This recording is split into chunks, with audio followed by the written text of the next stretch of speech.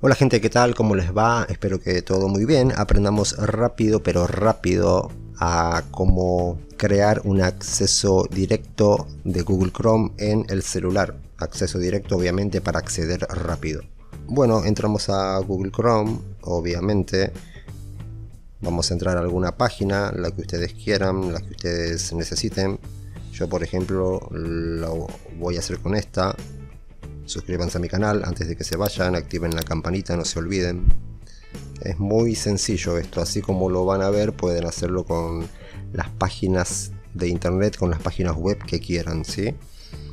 Una vez estemos en una página, pulsamos en los tres puntos de arriba a la derecha, en estos, miren, pulsamos ahí. Ahora, aquí buscamos la opción agregar a la pantalla principal, fíjense aquí. Pulsamos ahí.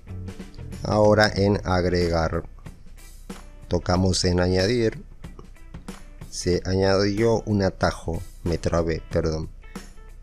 Nos fijemos ahora, miren, en la pantalla de nuestro celular. En mi caso lo tengo aquí, voy a deslizar. Aquí está, miren, Google AdSense para YouTube. Y bueno, si quiero ponerla en la primera pantalla, pues mantengo presionado y lo muevo para allá. Por ejemplo ahí, qué sé yo. Ah, no hay espacio, tengo que sacar uno, qué tonto que soy. Ahí está, ahora sí lo muevo. Y listo.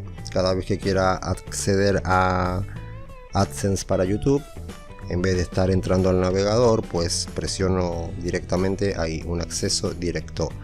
Espero que les haya servido el video, no olviden suscribirse. Cuídense mucho, pórtense bien y hasta la próxima. Chao.